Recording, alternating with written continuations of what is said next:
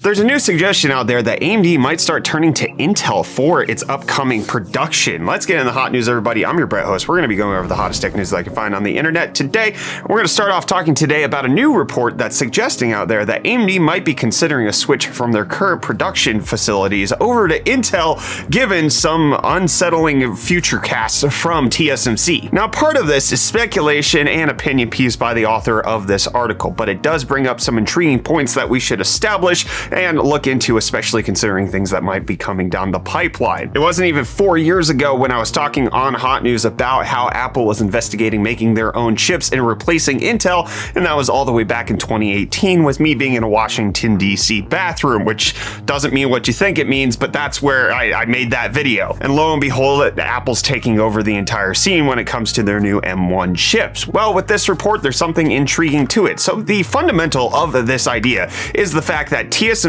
might actually be falling behind on their semiconductor process nodes. This is something that they haven't really done in quite some time, which has helped to give them the firm established edge amongst other fabrication facilities out there because they have been reliable, they've been reproducible, and they've been tapped by Apple to produce most of their chips that are made over there. But there was this big hypey article that came out from Seeking Alpha, which is an investment platform website, and they say Taiwan Semiconductor is likely finished. The clickbait aside, they bring up the interesting point that TSMC's N2 node, which is supposed to debut in 2024, has been delayed by a significant margin at this point, and TSMC has finally confirmed that it has been delayed, even though they've been saying that it's been on track for quite some time. So currently, TSMC is saying that it's only delayed by 5 quarters, and that it'll likely come out sometime in 2025. But this will make it so that TSMC is no longer nodes ahead of anybody else. However, I would like to just point out with this article talking about how TSMC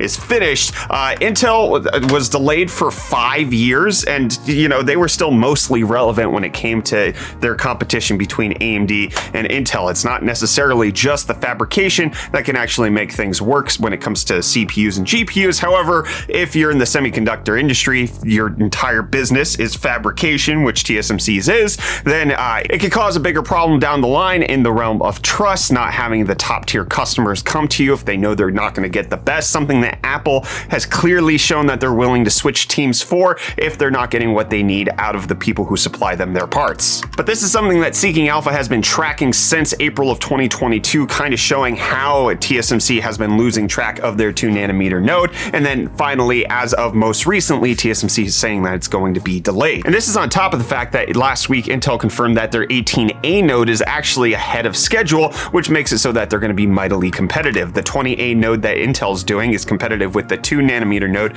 that TSMC is doing, and this is something that the new CEO of Intel has kind of recognized, Pat Gelsinger, seeing that one of the reasons Intel lost its lead over AMD and other competitors is because their fabrication just was not keeping up with everything that was supposed to be happening. But now it looks like that's going to be changing under his helm and his leadership. He's spinning up new fabs here in the United States. He's trying to make sure that everything when it comes to the schedule of fabrication facilities is happening, and it does look like that could be putting a lot of pressure on TSMC. And AMD potentially switching over to Intel is not even the first time that we're hearing a competitor going over to them. And in fact, the CEO of NVIDIA, Jensen Huang, talked about in an interview that they are considering at least using Intel. They have trade secrets being discussed in back channels with Intel and AMD, that there's a lot more collaboration going on behind the scenes than you would think, and NVIDIA could potentially see them making stuff at Intel, especially if their fabrication facilities actually get better. And there's been rumors that are popping up that AMD's been looking to switch from TSMC potentially over to Samsung, especially given the move that NVIDIA made with the RTX 30 series, with that being made by Samsung and TSMC kind of having a hold up with them not being able to meet capacity on everything that AMD's been demanding of them. And AMD is no stranger when it comes to fabrication changes. Back in 2008, they spun off Global Foundries, which was the fabrication that they actually had in their own company. AMD used to be like Intel, where they would design things and then also make them, but that was unprofitable, and so they had to spin it off, and in 2008 that happened. And then in 2019 they kind of mostly pulled away from Global Foundries, who they had an agreement with to produce all of their stuff, and now they're using TSMC for 7nm and beyond ever since that agreement happened. So AMD looking around, trying to find what's best for them, something that they've done in recent history. Intel also using TSMC in recent history. It does seem like this is a merry-go-round of people just swapping in whatever they need in order to get things done. Intel announcing that their GPUs are going to be made by TSMC on their 6nm node, but it's also not even a strange thing to consider the fact that Intel and AMD might actually work together, considering the fact that back in 2018, Intel and AMD announced their KB Lake G chips,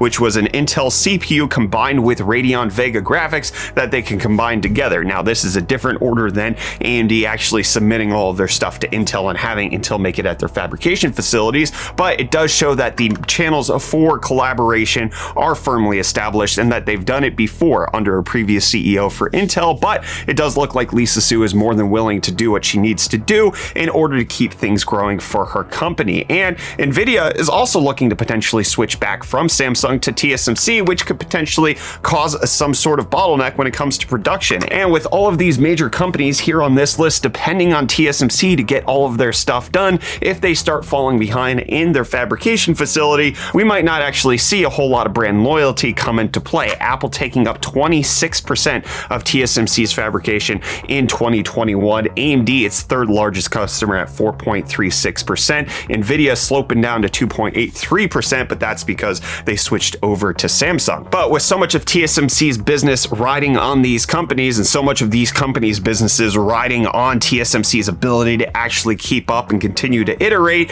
it's no wonder that we are getting opinion pieces like this that say AMD might actually use Intel to start making their stuff, whether it's CPUs, GPUs. It might not be all of it. It might just be even some small part of what they're doing in order to move forward. But it does look like Intel's looking to reestablish their dominance when it comes to their fabrication facilities, and it could mean that we're seeing a lot more partnership happening amongst US-based companies than we've ever seen before. So tell me, how weird do you think it would be to go onto an AMD Ryzen product spec sheet and look over here and see Intel listed as the processor technology for the CPU cores? I want to hear what you think of all of this down below in the comments.